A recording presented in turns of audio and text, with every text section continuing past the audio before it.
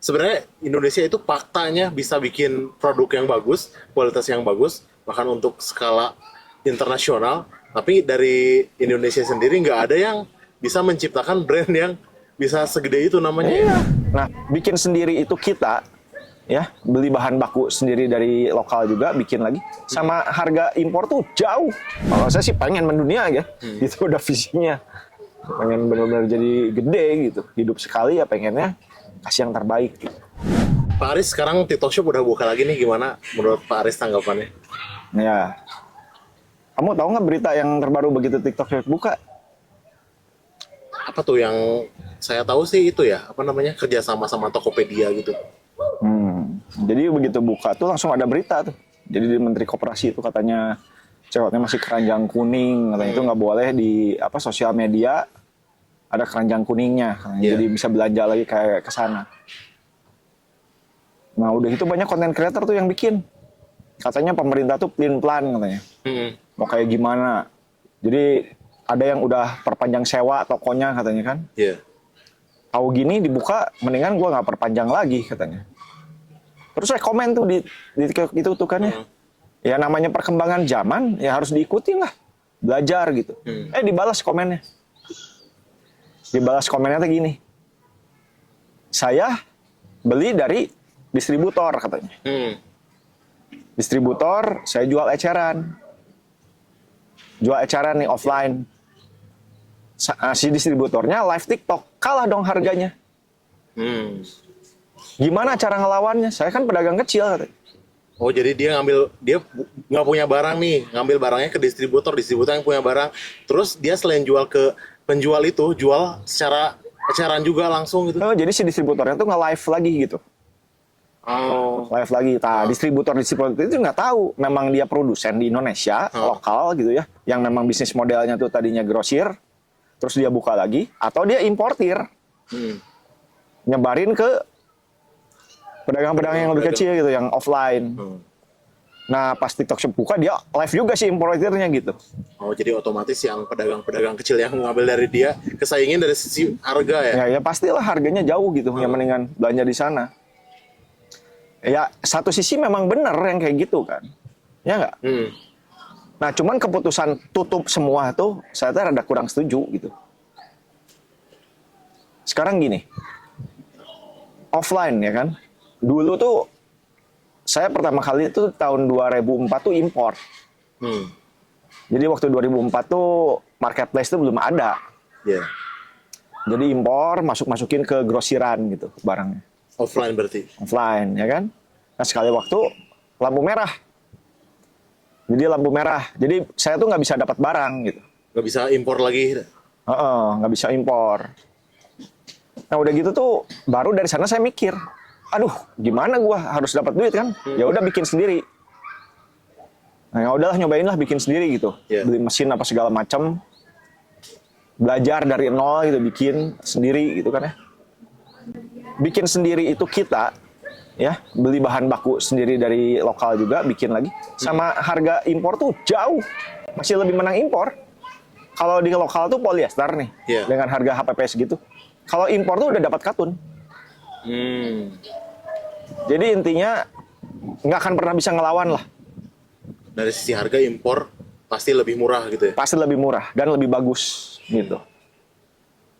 Nah, udah akhirnya dari sana ya udahlah, saya berhenti impornya, soalnya udah ya ditipu lah gitu. Jadi nggak dibayar sama supplier bayar saya teh. Enggak, kan saya kan nganfas nih, order. Masukin ke grosir sama banyak yang nggak bayar gitu. Akhirnya ya udahlah, udah berhenti, saya nggak mau bisnis yang ngutangin lagi. Nah, jadi di sana belajar jahit. Akhirnya jadi garment. Tadinya konveksi kecilan gitu. Akhirnya jadi lumayan nambah karyawan gitu. Tapi tujuan saya tuh bukan ke sana gitu. Pengen bikin merek lokal brand gitu kan ya. Nah, jadi tahun 2008 saya bikin merek Ryusei. Tahun 2008 tuh. Jadi di 2008 itu masih garment atau gimana, Pak? Masih belajar jahit. Masih belajar jahit. Cuma saya langsung daftarin dulu ke Aki, karena merek tuh kan kalau mau bikin brand harus didaftarin kan, Iya. supaya kita kuat di hukumnya kan ya. Nah, jadi 2008 tuh Ryusa itu didaftarin jadi merek. Cuman dari sana kita nggak langsung ngegedein mereknya. Masih belajar jahit dulu lah, jadi pabrik gitu. Main order-order yang memang kualitas ekspor semua gitu, yang susah-susah lah Iya. bikinnya gitu. Ya tujuannya belajar supaya bisa bikin produk bagus. Iya. Gitu. Nah akhirnya tahun 2015 kita fokus 100%. Tutup aja udah garmennya dah. Soalnya kalau mau bikin garment, saya udah punya ilmunya. Tinggal gedung, karyawan, mesin, udah. Tinggal cari order. Gitu. Iya. Tapi kalau mau ngegedein merek kan butuh waktu. Betul. Ya, supaya merek itu dikenal, kan kita tuh harus jaga kualitasnya, benar nggak? Benar. Terus udah gitu memperkenalkan merek-merek kita. Zaman dulu waktu saya fokus 2015, yang saya tahu cuma jualan offline. Ben? Nah, jadi jualan offline saya tuh ya, nyebar cabang mana-mana titip jual. Karena kalau misalnya nyewa tempat, nggak ada modalnya. Untuk ngedekor gitu kan. Untuk apalah, akhirnya jualan di sana. Sekali waktu, saya tuh pengen nyobain gitu, buka di mall. Ya kan? Saya tuh brand lokal nih, mau buka di mall. Tahu nggak dikasihnya di mana? Gimana Pak? Dari sisi lokasi berarti ya? Ya, lokasinya tuh dikasihnya second corridor. Saya kan dulu belum pengalaman, apa second corridor tuh. Iya. Taunya tuh tempat yang terpencil gitu. Yang paling susah diakses. Yang pasti nggak akan pernah orang lewat sana gitu. Ya udah gagal gitu. Saya mikir, waduh kayaknya apa yang salah ya? Mungkin produk saya kurang laku atau apa gitu. Nah sampai akhirnya udah putus asa tuh. Ditawarin cobain pameran katanya. Pameran. Harga pameran ya untuk 1 minggu sama dengan harga bayar sewa saya 1 bulan. Jadi pameran misalnya seminggu tuh harganya 10 juta. Saya nyewa ini sebulan 10 juta.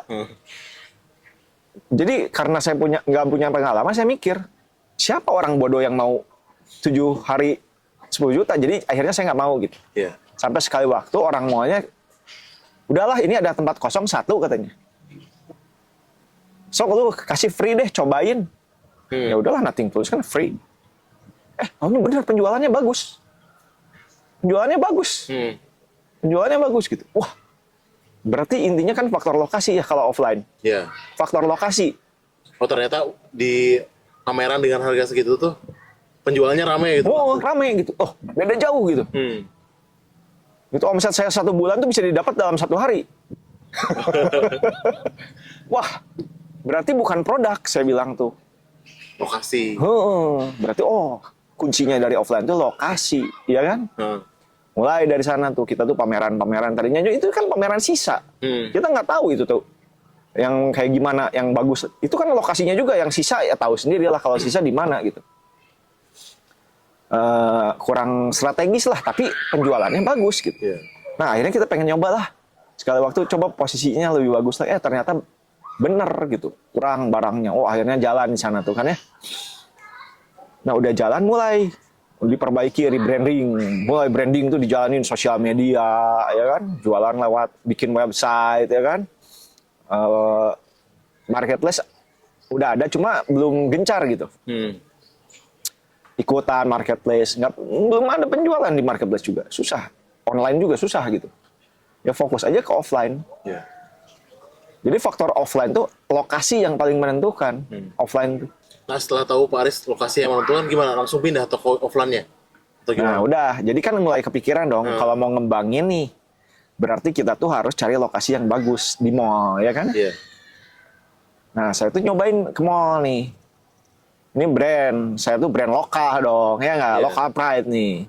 Nanya ke yang punya mall, kenapa? Kok yang selalu pas pintu masuk tuh, mereknya tuh merek luar negeri semua, saya bilang tuh. Kok nggak ada satupun brand lokal? Saya lihat tuh brand lokal tuh kalau nggak di lantai 2, itu juga yang udah gede-gede ya mereknya ya. Yang udah skalanya nasional gitu. Baru ada di lantai 2. Mungkin yang nasibnya kayak saya gitu, yang Starbucks lagi. Yang startup, disimpannya tuh dekat food court, atau nggak dekat ATM, dekat WC gitu, atau nggak. Kalau nggak second corridor lagi. Jadi saya nanya, kenapa sih nggak ada gitu? Dia nggak bisa jelasin sebenarnya, memang ketentuan mallnya seperti itu. Oh, Baru nanya, Bapak brand apa? Katanya. Iya. Saya brand Ryusei. Oh, siapa hari itu Ryusei ya? Oh Pak, saya ada lokasi bagus katanya. Dikasihnya pasti itu lagi gitu. Di dekat ATM, di dekat food court, atau enggak di second corridor, di dekat toilet gitu. Yang memang bener-bener nggak ada yang mau lah intinya gitu. Iya. Tapi kan saya punya pengalaman dulu kan, yang saya di second corridor. Jadi saya udah tahu kok bunuh diri itu, kalau itu kan lokasinya juga jelek gitu. Iya. Ya udah dari sana mungkin kita harus perbaiki brand supaya lebih bagus lagi gitu kan ya. Nah, pada saat itu saya baca berita tuh Ben di CNN, itu yang mengubah saya banget. Jadi di CNN tuh waktu itu saya save loh. Waktu itu tuh ketua API, Asosiasi Pertekstilan Indonesia tuh masih Pak Ade namanya tuh. Ngomong katanya, Indonesia itu hebat jahitnya. Dia bisa semua brand-brand terkenal di dunia tuh jahitnya di Indonesia. Nah, setuju benar. Zara, Uniqlo, Bershka segala macam gitu. Tapi nggak ada merek Indonesia tuh yang bisa kayak mendunia gitu. Jadi kita tuh kayak negara penjahit katanya.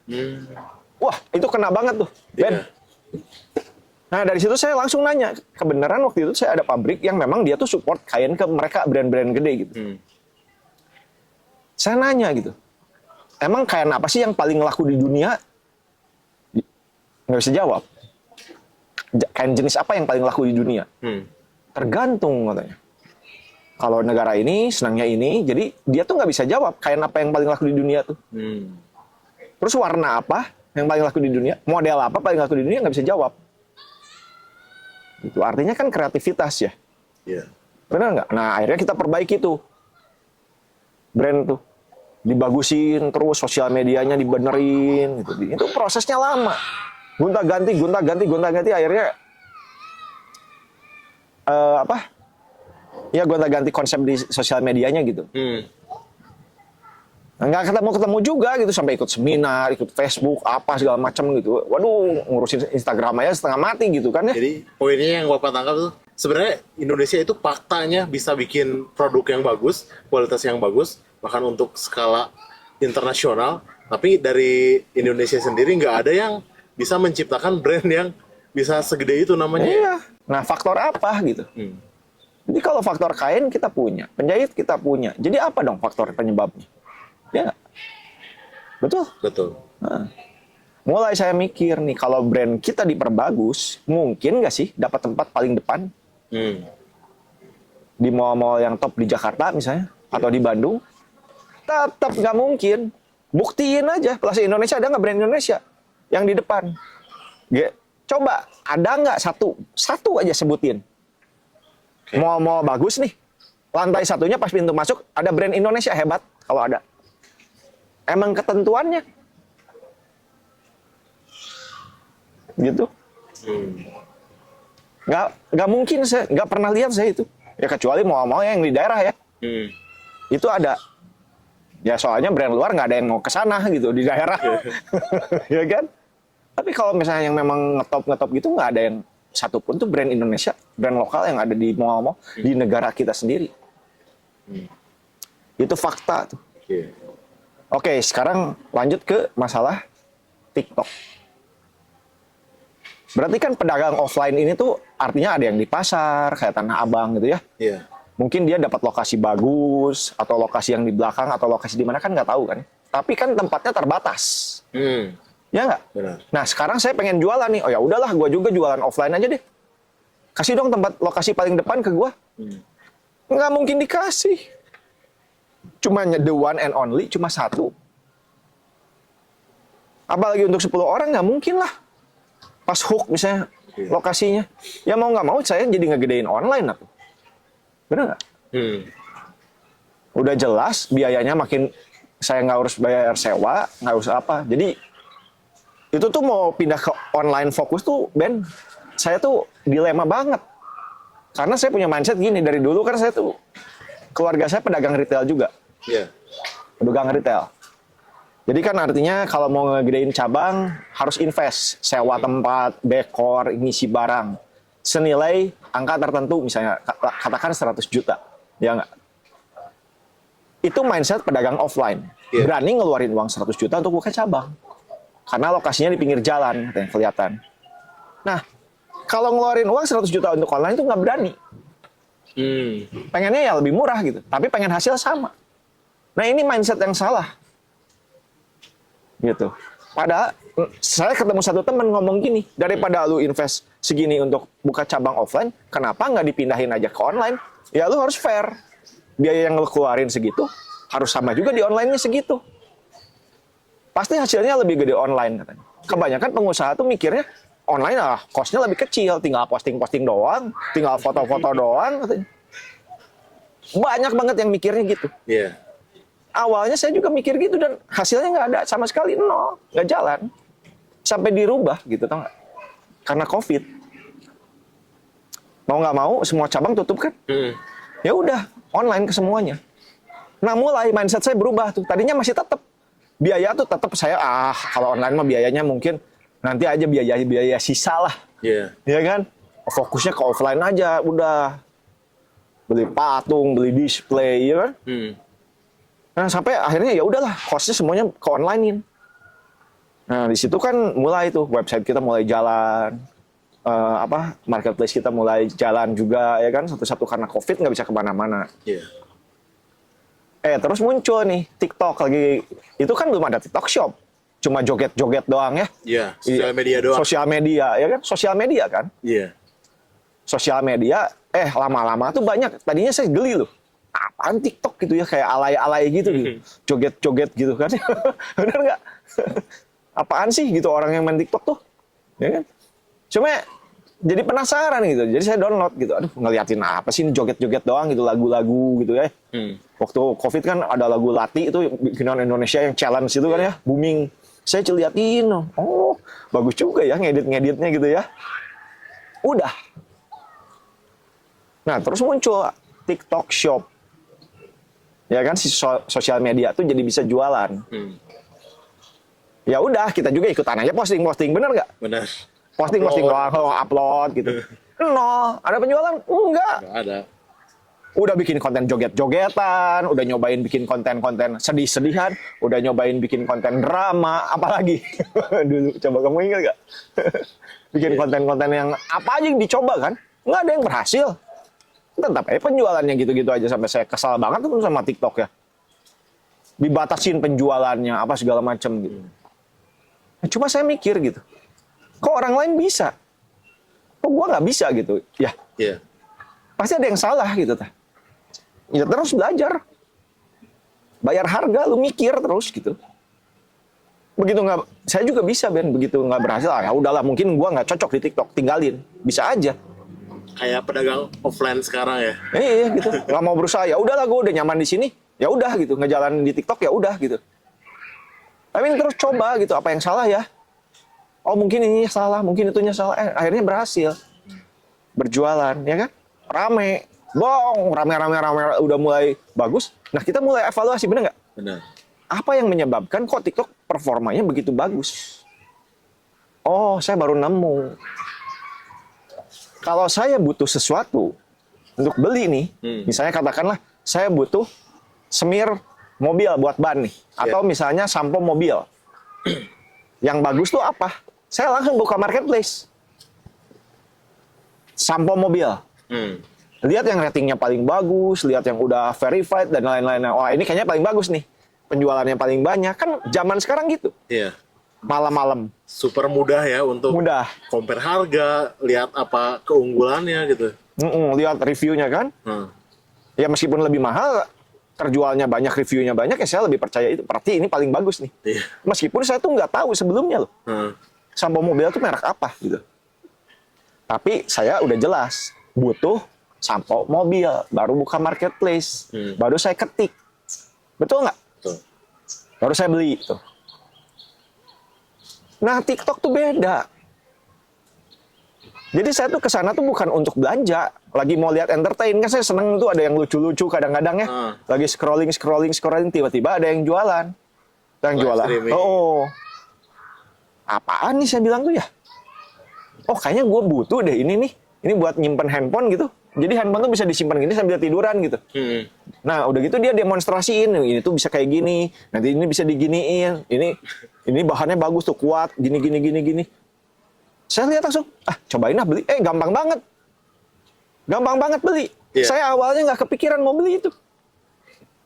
Jadi dari awalnya nggak ada niat belanja Heeh. karena disuguhkan tiba-tiba. Tiba-tiba muncul gitu, tau nggak? Kan saya lagi scroll. Iya. Kan kalau bedanya Instagram kan follower kita doang yang kita follow muncul kan di feed kita, ya benar nggak? Kalau ini kan enggak, dari mana aja gitu yang FYP gitu muncul tuh yang lagi demonstrasi gitu. Nah, akhirnya beli gitu kan ya.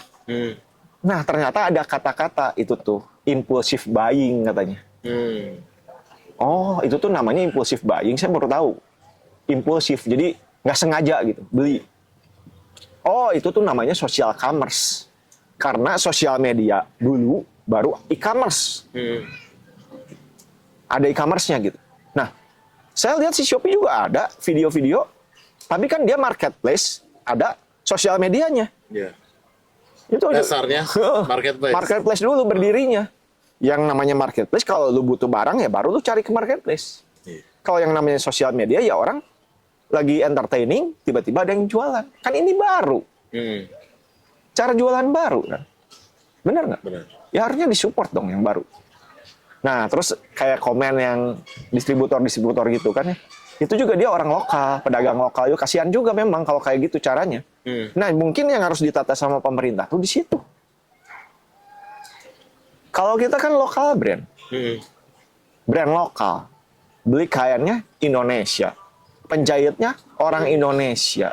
Bener nggak? Benar. Di packing Indonesia, yang kerja di kantor kita semua orang Indonesia, lokal semua.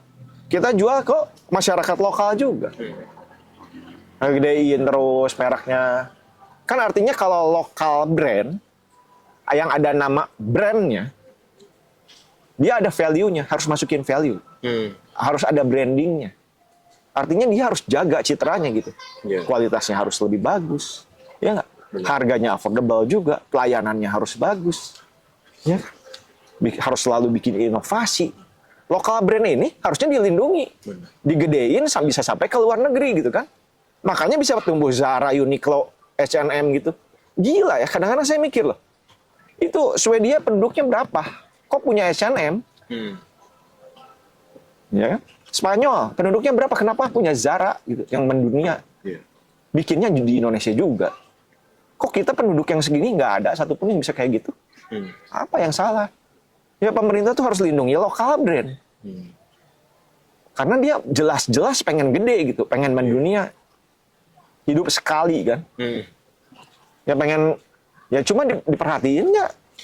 Iya, kurang disupport mungkin ya dari pemerintahnya. Iyalah, karena Indonesia kan coba aja kamu lihat orang 1 sampai ke 3 orang terkaya di Indonesia. Rata-rata tambang. Prajogo Pangestu baru jadi nomor 1 tuh. Petrokimia tambang. Iya. Tambang lagi. Tambang banyak. Pasti rata-rata Taipan punya tambang. Iya kan? Coba yang retail-retail kayak kita dilihatnya kayak apa? Ya, enggak? Ya, saya pedagang baju eceran. Cuma bedanya kita ada mereknya. Diperhatiin nggak? Katanya ada industri kreatif. Katanya ada Menteri UMKM. Kan maksudnya UMKM itu dari UMKM dinaikin kan jadi UKM. Dinaikin jadi perusahaan gede. Terus IPO. Udah gitu udah IPO bisa mendunia. Akhirnya yang juara 1-2 orang di sana tuh mungkin bisa ada yang retail ya. Benar juga ya Pak, jadi UMKM itu juga harus naik level ya, jangan UMKM selamanya. Banyak terus ya UMKM gitu, nggak maju-maju. Iya. Bener nggak? Bener. Tahu-tahu udah umur 70 UMKM nah. Keburu tua. Ya mungkin pemerintah kita ke sana kali ya. UMKM ya harus selamanya UMKM kalau mau disupport. Gimana sih? Buat Menteri UMKM itu artinya naikin level UMKM-nya, lindungi juga. Harus bedain dong, lokal brand. Brand tuh merek, ada merek kudu digedean. Sama yang emang perang harga, gitu kan? Ya lokal juga. Ada yang nggak ada brandnya kan? Ada. Cuma jualan doang. Iya, kalau Pak murah-murah, negara kita tuh nggak akan pernah menang lawan Cina. Seperti saya dulu lagi importir. Iya. Mau sampai berdarah-darah juga nggak akan pernah bisa menang. Saya berani taruhan. Jadi misalnya saya pengen laku nih jualan, ya udah saya beli biar murah, bagus juga. Ambil impor. Iya, pakai kain impor. Iya nggak? Harganya juga beda setengahnya lebih bagus. Lebih murah, lebih bagus. Lebih murah, lebih bagus. Makanya tekstil nggak tahu nih masih hidup nggak 10 tahun ke depan gitu. Ya kan? Impor barang dari China itu banyak gitu kainnya. Pengen lebih murah lagi, impor produk jadinya langsung. Produksi di China langsung. Oh, produksi di China langsung. Ya itu bebas-bebas aja tuh, ada izin-izinnya.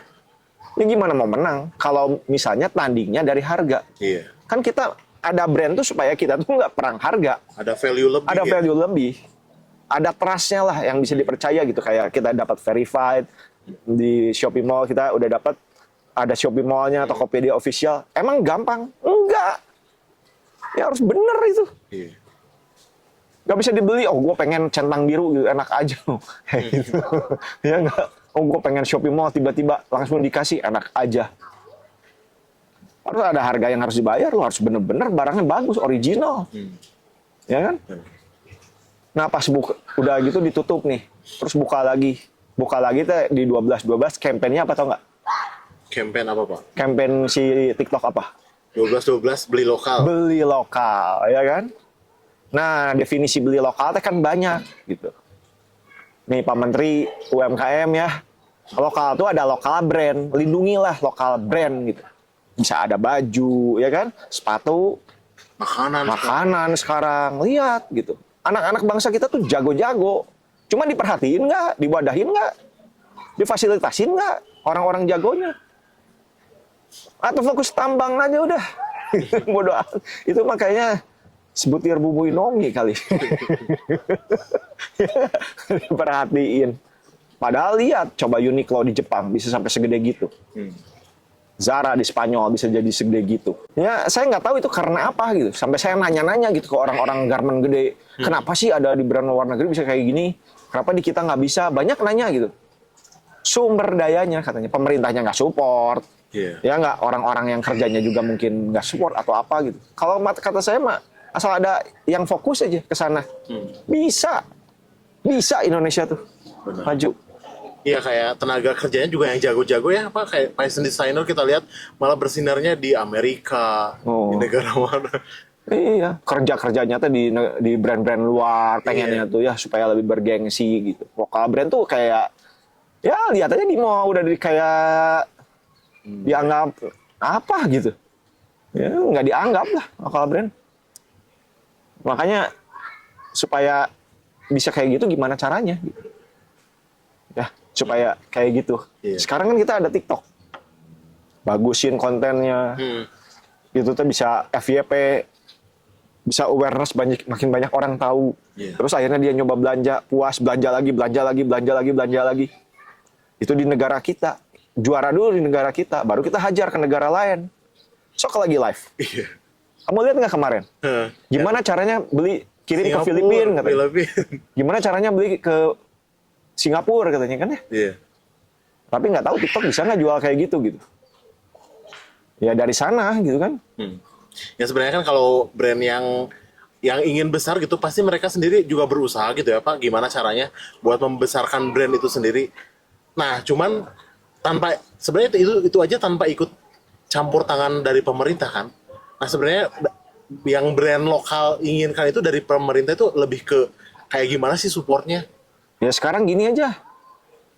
Saya tahu nih, saya seneng ngulik. Saya masih, ya oke lah masih produktif gitu ya, usia masih muda. Pengen ngulik gitu. Misalnya, cobain beli mesin bikin kain sendiri deh. Kain tuh bisa diulik kayak gimana sih gitu dari benangnya tuh supaya beda, supaya bagus. Kan kalau kita minta ke pabrik tekstil, ditanya dulu, lu mau pesan berapa banyak? Kalau banyak baru gue bikinin sesuai yang lu mau. Kan pabrik tekstil bikin sesuai dengan market yang banyak mau gitu, yang umum.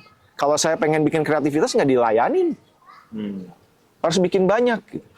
Terus misalnya, ya intinya R&D-nya kita harus kuat. R&D butuh dana. Jadi kita punya mesin tekstilnya, nggak gede, jangan gede dulu, tapi canggih.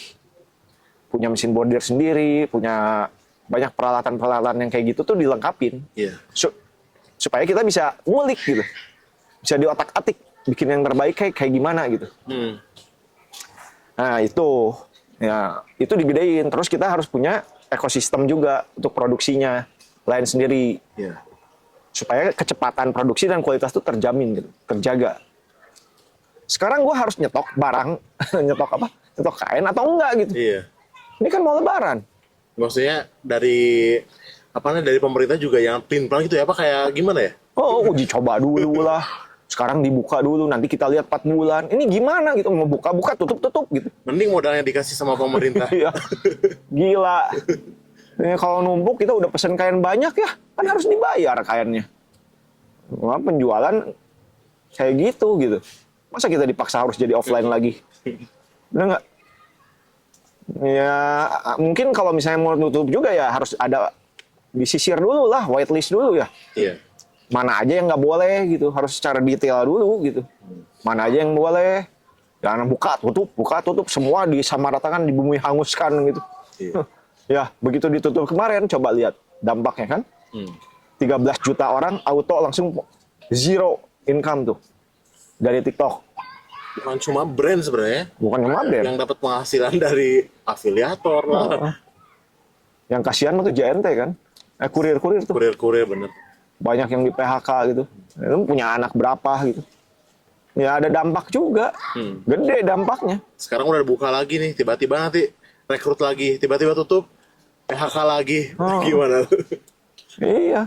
Begitu misalnya dia ngerekrut ngelamar, kita buka nih TikTok nih. Asik dapat kerjaan baru katanya. Rekrut lagi. Udah gitu istrinya lagi hamil, ngelahirin, tutup lagi, buset dah. Bayar susu pakai apa? Ya susah lah. Makanya ini harus, kalau kata saya sih saya harap buka terus. Dijamin gitu. Brand-brand lokal tuh dijamin sama pemerintah. Iya.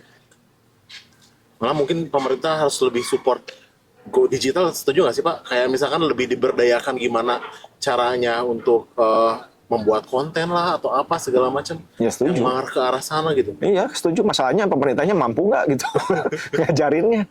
Bisa nggak ada orang-orang yang jagonya gitu, yang ngajarinnya gitu. Ya harus ngegandeng masyarakat juga lah yang jago-jago gitu. Harus kerjasama, dilibatkan. Ya kalau nggak dilibatin ya udah gitu aja. Iya. Penggiatnya ya yang dilibatkan gitu, nggak cuman baca dengar informasi seliweran. Tapi ya itu juga tergantung si orangnya mau belajar nggak gitu, atau aduh gua nggak bisa nih, udah gitu. Ya kan, susah, nggak udah. Ya udahlah, kalau misalnya nggak gigi ya nggak bisa lah. Diajarin mau segimana juga gitu. Gitu. Makanya harus banyak kasih susu gratis dan makan siang gratis gitu, tau nggak? Jadi Pak, sebenarnya kan kalau misalkan sampai nih tutup lagi si TikTok Shop dengan regulasi nanti pemerintah revisi lagi lah, baru lagi, berat ditutup. Menurut Bapak itu tepat sasaran nggak sih? Wah, kalau kata saya sih itu, ini bukan negeri mainan ya. Ini tuh perekonomian gitu. Coba dipikir yang matang dulu gitu sebelum bikin kebijakan atau bikin berita-berita itu. Ya. Karena yang kena kan ini pedagang-pedagang gitu yang memang menggerakkan perekonomian UMKM banyaknya gitu. Iya. Sebenarnya kan banyak yang pro juga, banyak yang kontra juga. Nah kalau gimana ya, maksudnya secara netral deh kita mikirnya dengan otak jernih gitu. Mungkin yang kontra sama yang pro kan beda, punya pendapat masing-masing. Kayak misalkan yang kontra, kan itu tidak kayak yang pedagang offline-nya jadi sepi lah. Terus kalau misalkan tadi belajar Go Digital udah katakan udah gaptek lah, nggak bisa, gimana tuh kalau yang kayak gitu Pak? Ya kalau yang kayak gitu ya itu bukan tugas saya gitu, itu pemerintah harus pikirin. Gitu kan, berarti kan ini kita ngomong dulu dari yang gaptek. Ya berarti kan harus belajar dong, harus ada pendidikannya. Ya kan? Pendidikan, balik lagi ya. Ada pendidikannya gitu, belajar, ikutin perkembangan zaman. Nah kalau yang memang dari harga itu susah ngomong, Ben. Iya. Ya misalnya importir, dia buka sendiri, tapi nyebarin juga gitu ke pasar-pasar, dibunuh. Dari situ ya regulasinya yang harus diperketat. Iya itu yang harus diperketat, gitu. Sama barang-barang dari impor itu yang murah banget tuh, yang itu memang udah ada harus tuh Pak ketentuannya. Sekarang yang di bawah 1 juta nggak boleh impor lagi katanya. Iya, tapi yang lolos juga banyak. Coba aja cek, sok satu-satu. Ya kan? Saya berani garansi, saya masih ada buktinya. Saya bisa buktikan tuh, masih banyak yang lolos. Gitu. Nah yang kayak gitu yang kasihan sih. Yang offline-nya tadinya udah jalan nih gara-gara TikTok Shop ditutup. Iya. Gitu. Karena kan si distributornya nggak bisa jualan sendiri gitu lewat TikTok Shop. Sekarang dibuka lagi, dia nge-live lagi. Jadi dia pengen serahkan nih, pengen dua-duanya. Iya. Grosirnya jalan. Dia retailnya jalan juga, untungnya lebih gede gitu kan. Iya. Nah, yang kayak gitu tuh sebenarnya pemain dua kaki ini nih yang harus ditertibkan gitu. Bukan lokal brand. Iya. Lokal brand tuh harus dinaikin. Dikasih ruang gitu. Pakai teknologi terkini. Karena dia juga nanti one day bisa gede gitu, ada potensinya. Tapi kalau yang memang perang harga ya susah lah. Iya. Yang kompetisinya, daya saingnya, harganya udah gitu. TikTok sekarang katanya juga semakin ketat ya untuk produk-produk luar, lebih ke support lokal banget gitu Pak. Maksudnya dari pemerintah ada regulasi nih, kayak barang apa dulu yang thrifting, barang yang impor harus dibatasi. Mereka sebenarnya udah ada sistemnya kan, auto keblokir lah segala macam gitu. Ya itu benar, karena itu spesifik Ben. Thrifting tuh barang bekas Iya. yang diimpor dari negara lain, dijual ke kita. Kita diserbu sama barang-barang bekas itu. Kan jelas siapa targetnya gitu. Iya. Jadi pemerintah tuh gampang bergeraknya gitu.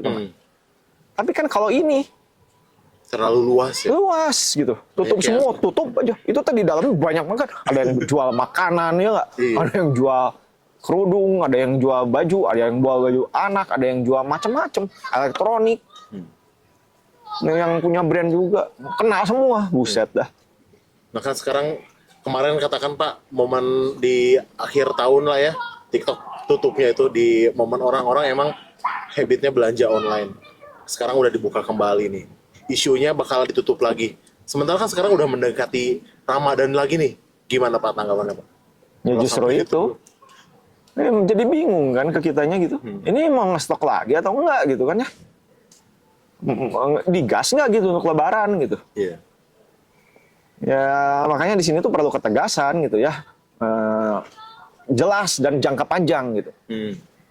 Jangan kayak Menteri Perdagangan sama Menteri Operasinya sama Menteri UMKM-nya ini gitu.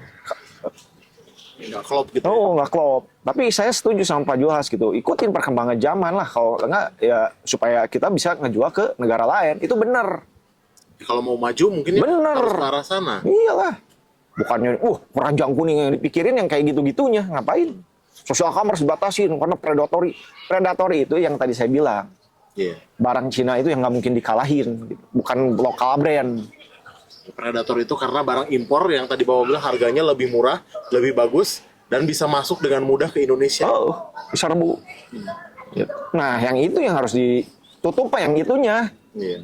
Bukan Mungkin cara belanjanya. Kalau sekarang udah ada proteksi belanja barang harga di bawah 1 juta nggak bisa masuk, mungkin dikaji lagi atau gimana kayak Pak biar double protection gitu, jangan sampai benar-benar kayak tadi masih ada yang under table lah apa segala macam. Masalahnya bisa nggak gitu, anti sogok gitu aja udah. Ya kan, pasti ada oknum di sana. Gitu. Ya itu yang harus diperhatiin sebenarnya. Yang paling harus diperhatiin tuh bukan cara belanjanya. Oh, karena ada social commerce. Bukan. Gitu. Yang ngebunuh UMKM yang di pasar itu yang tadi. Iya. Distributor itu yang jualan langsung gitu. Lagi distributornya distributor barang impor. Itu. Pasti ngejerit lah. Iya. Pasti itu. Mau gimana dia mau belajar online juga sama. Ya harganya udah kalah jelas. Ya kan? Barangnya sama, harganya kalah. Ya orang pasti lebih milih yang sana, apalagi penjualannya lebih banyak. Udah gitu verified. Udah gitu karena dia distributor tunggalnya. Ya lebih percaya ke sana lah. Ya, yang kayak gitu sebenarnya yang harus diregulasi. Ya jadi mungkin yang saya tangkap tuh yang tadi Bapak sampaikan tuh lebih ke perusahaan yang model jualannya punya distributor atau punya menyalurkan barangnya itu lewat pihak ketiga gitu. Terus tiba-tiba buka secara langsung bisa jual ke customer secara langsung gitu ya. Iya itu gitu. Ya harus dikasih badge sama pemerintahnya. Misalnya kasih tanda, oh ini lokal brand, ini yang boleh nih. Oh ini misalnya dia dagangnya distributor nih, dia harus ada tanda juga, itu nggak boleh, itu yang kayak gitu. Oh nggak lu ngebunuh yang lain gitu. Ya ada nggak pemerintah yang terlibat di sana gitu? Bukan main general, cut, wes mantap gitu kan? Ya yang tadinya B2B biasa jualan ke dari produsen dijual ke distributor, nah si produsen itu jualan langsung juga Oh. B2C langsung. Langsung dengan harga lebih murah. Iya, yang bisnis to bisnisnya ini yang distributor-distributor. Yang middleman-nya yang mati. Iya. Gitu. Kasihan lah dia udah sewa tempat, udah buka pasar di mana-mana ya, dianya jualan online lewat sana. Kita yang kena, yang lokal brand juga kena tutup, ya kan? Yang harusnya dilindungi itu. Gitu. Ya, makanya ini kita berharap ya semoga ini didengar sama pemerintah ya. Ya mungkin lebih tepatnya regulasi ketentuan pemerintah itu gimana caranya biar lebih tepat sasaran mungkin ya Pak. Betul. Tepat sasaran lah. Jadi benar-benar detail lah. Benar-benar dipahami dulu gitu masalah yang ininya gitu. Bukan masalah teknis Jangan dari diambil secara general. social commerce yang nggak boleh gitu. Itu kan social commerce baru kan ya. Teknologi cara baru kan. Jangan itunya gitu. Bukan itunya sebenarnya titik permasalahannya. Mungkin Pak untuk apa namanya? Kalau Bapak bisa ngomong langsung nih ke pemerintah, apa nih yang mau Bapak sampaikan? Ya kalau saya sih pemerintah pengennya perhatiin lah lokal brand gitu. Bukan cuman lagi masa kampanye doang pakai barang-barang lokal gitu. Tapi bikinlah mereka maju juga. Bikin mereka juga punya ruang gitu. Ya perhatiin. Gitu barang-barang Indonesia tuh udah pada bagus. Supaya bisa internasional, supaya bisa jadi gede banget gitu gimana caranya. Supaya naik level ya. Ya paling itulah. Gitu kan nggak semua kali ya pengen mendunia. Kalau saya sih pengen mendunia aja, itu udah visinya. Pengen benar-benar jadi gede gitu. Hidup sekali ya pengennya kasih yang terbaik gitu. Dan mengharumkan Indonesia ujungnya. Betul. Membanggakan Indonesia. Membanggakan Indonesia.